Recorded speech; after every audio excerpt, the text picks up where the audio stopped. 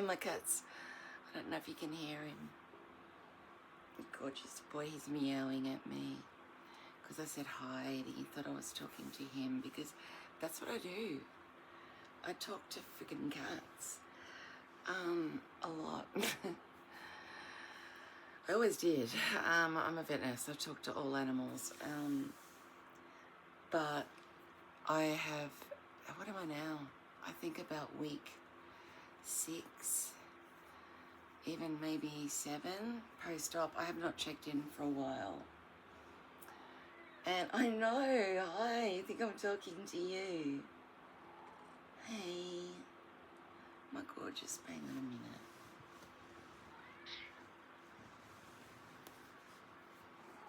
Hey, Foofy, it's okay. It's okay.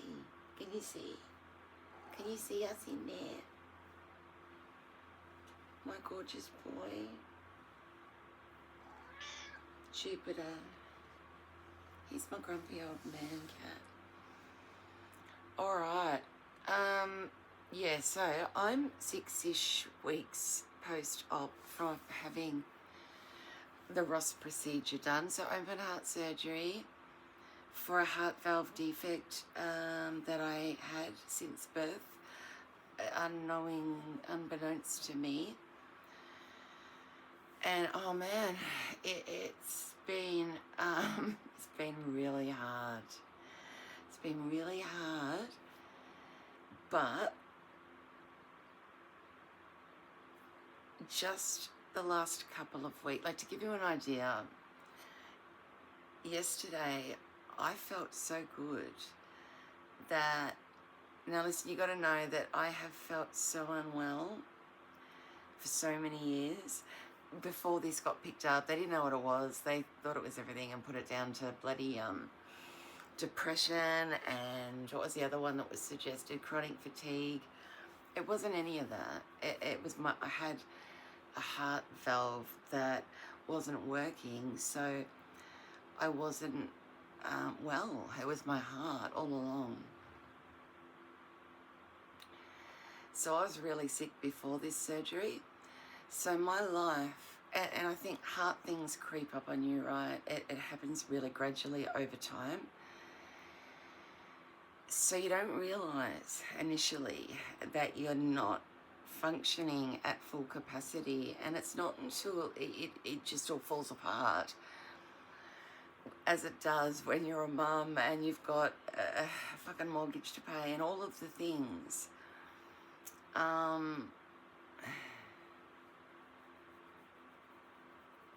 Okay, I'm getting off track anyway, because what I was trying to say is that I can't tell you how hard it is, and I can't tell you how much better I feel now.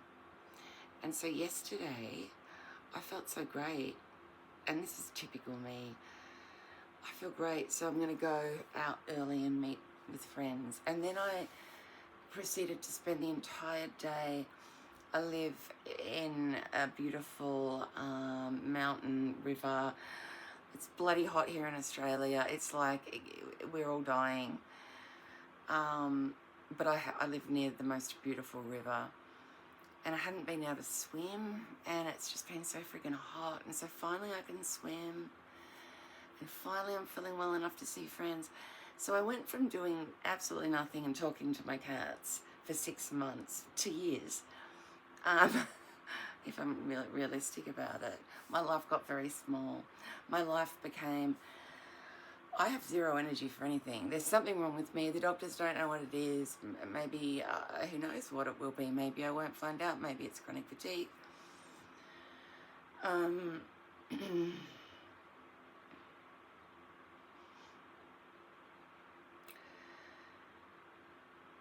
Just being used to feeling so poorly and having to conserve my energy, and so my focus is my daughter and my animals and the house and getting my daughter to school and cooking her good dinners and things like that.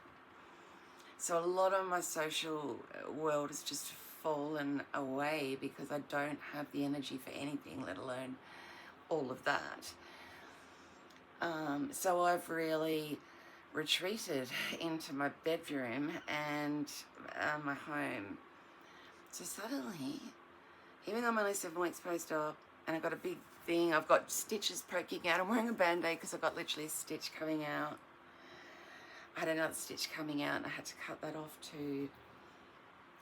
But what I found myself doing was going from absolutely flawed for as many years as I can remember to, I just got up and I was like, I'm going to go out and who can I catch up with? And then I met someone else and then I met someone else and then I ended up having dinner. I spent the whole entire day doing all kinds of stuff and catching up with everybody and reconnecting with my community. And let me say, it was the best day ever, and it made me go, holy shit, I'm getting better. Like, I'm getting way better than before surgery. They've fixed my heart.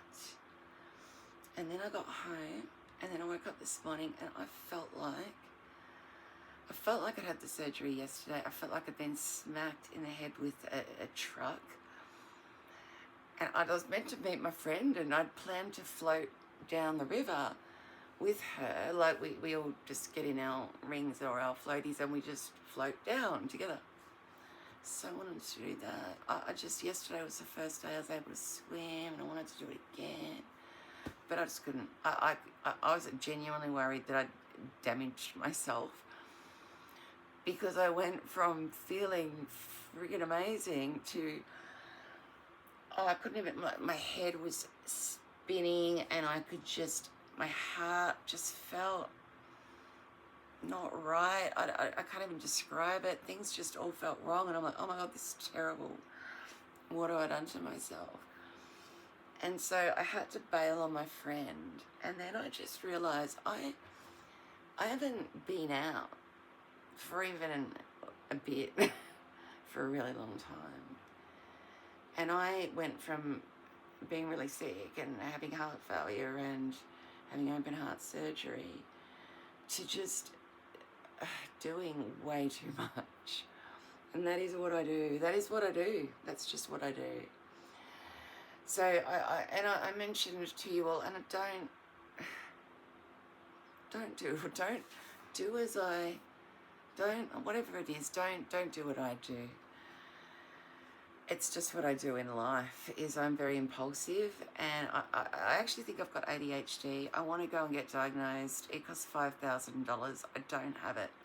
I'd just love to know if I do have it. Just because it'd be nice to know.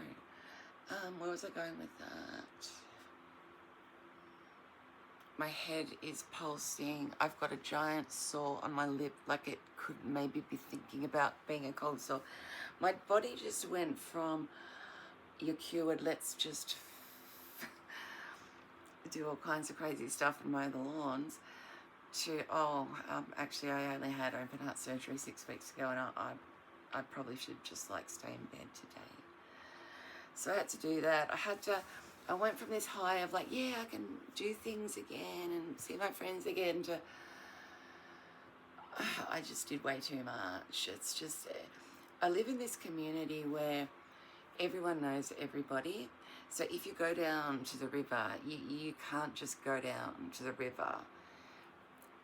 I was actually trying to leave the river since about lunchtime, and I didn't end up leaving the river until about 6:30, and then I decided to do fish and chips with a friend, and all of the things, and the sun and the water, and I swam. But today, here I am in my room, and it just made me think, the thing with, and I don't think it matters what they do to your heart, if you're going to have your chest cut open and have open heart surgery, I think it'd be fairly similar. It's worse than I thought. It was 2 weeks of hell.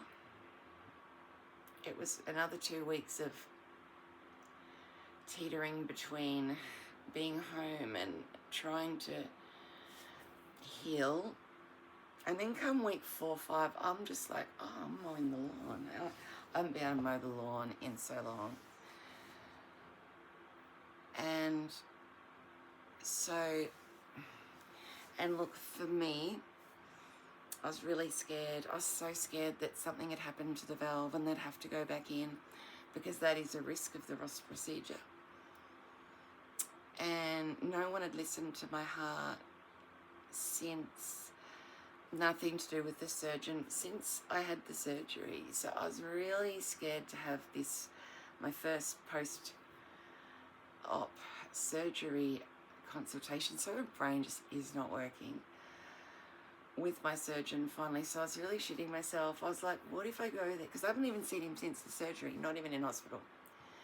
What if I find out my heart had other problems and he couldn't fix that bit, or there was some, just, you know, all that shit, or that I'd done something to ruin the graft, like mowing the friggin' lawn. And my mum came with me and she's like, do not tell the surgeon you've been mowing the lawn. And what I do, I am one of these people that I cannot, and again, it comes back to, I think it's an ADHD impulse control thing. I could have every intention not to tell anyone anything, or not to say anything, or not to, but I just get in there and I believe that it just comes out. So I told him I mowed the lawn, and he yelled at me for mowing the lawn, and Mum yelled at me for telling him that I mowed the lawn. And I guess my point is, I'm feeling, when I'm not injuring myself and doing way too much, I'm having moments of absolute, I have not felt this way in years. I have not been able to get, when I have woken up for the last couple of years, right, I can't tell you the suffering it involves, and it's every day, and it's been for years. It's literally me waking up and then my body going, I have got a whole day to get through, right? I've got to get out of bed. I've got to make school lunches. I've got to make my daughter breakfast. I've got to get her to school. I've got to do all the things. But I'm feeling like I want to die. So I'd have to wake up probably about 2 hours before getting up time. So if I needed to work, or if I needed to do school, whatever I need to get up for, needed to happen 2 hours before I need to get up, because it involved a process. And it was a process of literally prying myself from the most sickest, just feeling like you're going to vomit constantly. It's my body just couldn't get going. And what it would take would be heaps of caffeine. And I honestly believe I'm the biggest caffeine addict, and I've said for the last couple of years, it's like my body can't work without caffeine. I literally, in the morning, have to have about like 4 hot cups, I know that this sounds extreme, of coffee, just to get out of bed. And that's after having a cup, sitting there, taking Panadol, taking Nurofen, feeling sick and sore all over my body, and having to just rip yourself up and fucking make lunch and drive your kid to school. Even though I can't describe how excruciating it's been. Because all the while I'm doing this, I'm trying to hide it from my daughter. But I'm a single mum. So this process of getting my body going, and I really think it's like, because my body was not able to actively pump blood around my body, so I wasn't getting the oxygen, so everything was, all of my muscles were sore. I was fatigued to the point of, they needed a new word for fatigued. This was beyond fatigued. I was glued to my bed. And when you're a single mum, you have just got to push through that and do the things, and try not to worry your child too much about your health. So you've got to, I can't tell you how hard it's been, and I can't tell you how long that went on for, and I can't tell you how much that just became part of my life. And I just had to accept that my life was over. You know, I come from this amazing community. I've got amazing friends. I would go to festivals. I love dancing. I love all of it. Just gone.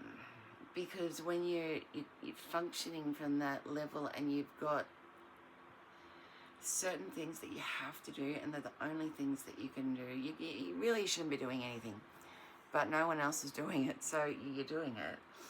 And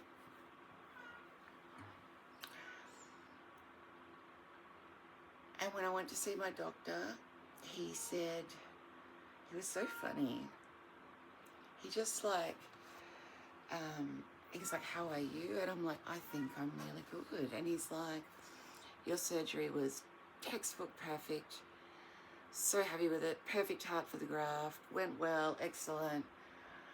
It was so funny because I looked down, my mum didn't notice it. He came running in late, he'd been in surgery, so he's got like 9 patients waiting, and all been waiting for 2 hours.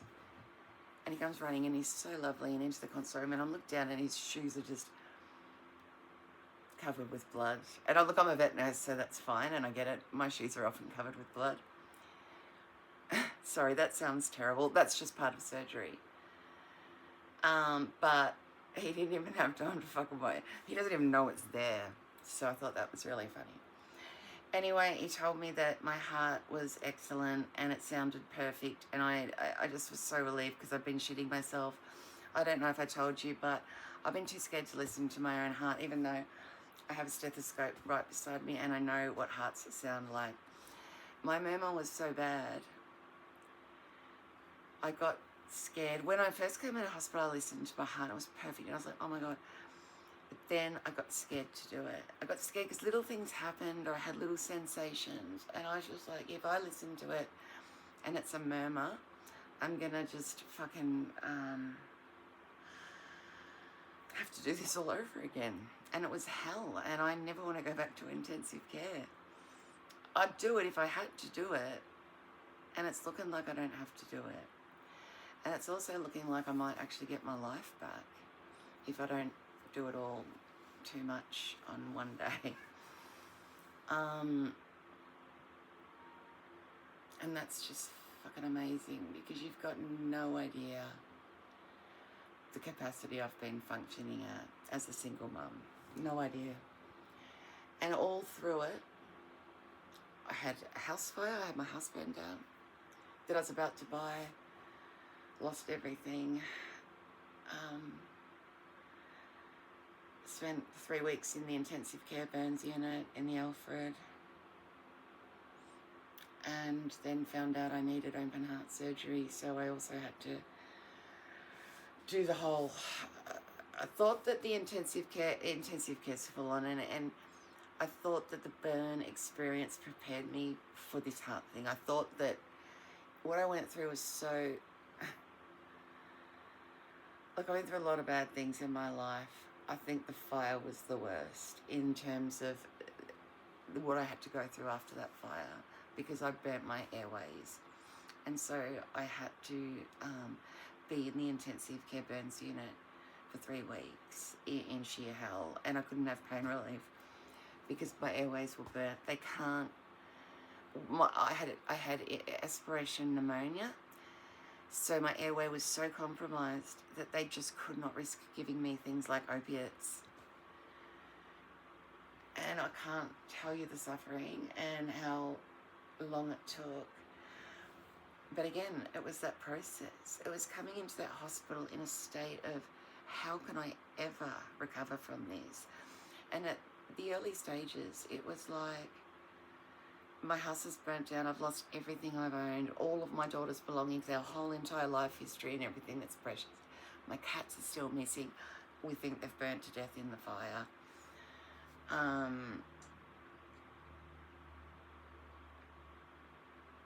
It turned out that we all lived. We still lost everything, but we got another home, and then I found out. It was like, yeah, you've got this home, you've been through all this stuff, and now, guess what? You need open heart surgery. And I said to my mum the other day, and there's a couple of things on my mind, and I'm going to make another video, but I said to my mum the other day, I have had so many blows in the last couple of years that even to list them all, it makes it sound, it's unbelievable what I've been through, to the point that I don't tell it all to people because it just sounds like I'm lying. I'm not kidding. There's been one thing after the other, and not one little thing. I'm talking big things. And so I said to my mum, now that I'm just recovering from this, I feel so fragile. I feel like, and I think a big part of this is being a single mum and having the responsibility of the world on my shoulders while going through all of this. If I experience one more blow right now, just one thing, I'm gonna lose my shit. I said, I don't think I'm gonna be able to keep it together.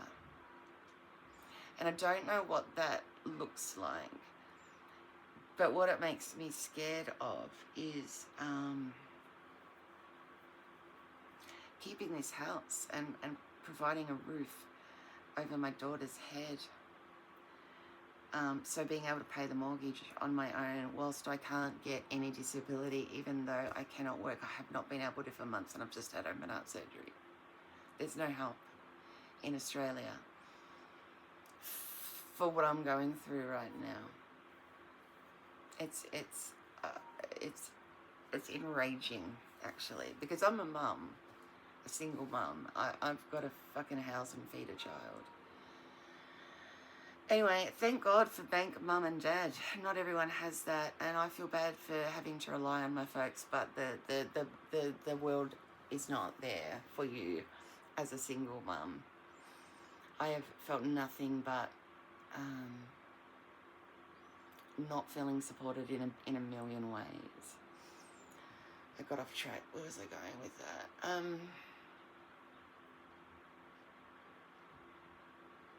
Man, my lip is so sore. Whilst I'm forgetting what I was talking about, I'm really pleased, and I want to say this again, I've said it before. I've never once put on makeup or done my hair or looked at myself before I've made a video. Every video I've made has been with bed hair. And I like that. I don't like not that.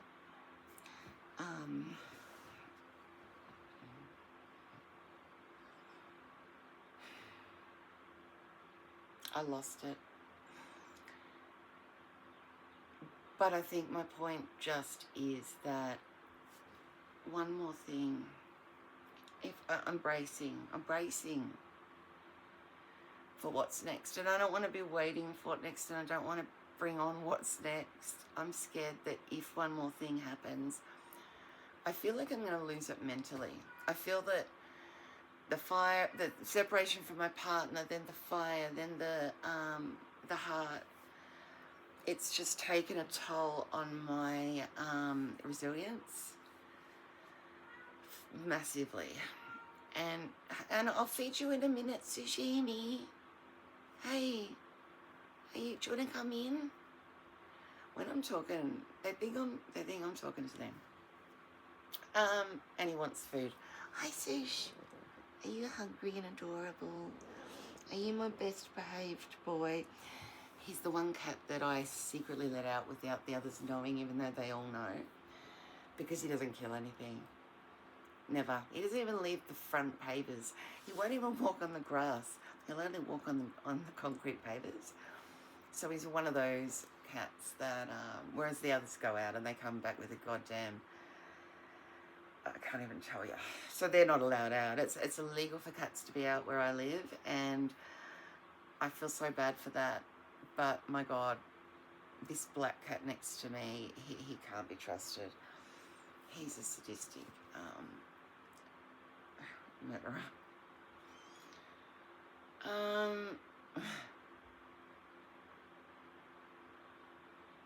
So I'm bracing. I can't handle anything else. I'm feeling this fragile. This whole process, the going through it will break you down, because you just become so vulnerable and unable to care for yourself and dependent upon others and in pain and stuck home, and the last few weeks have been really mentally difficult for me.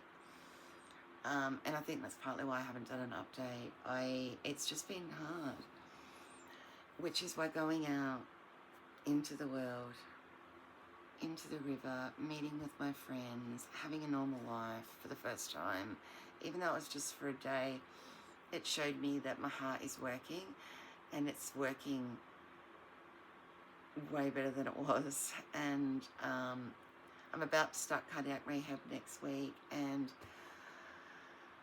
I feel at the other side of it.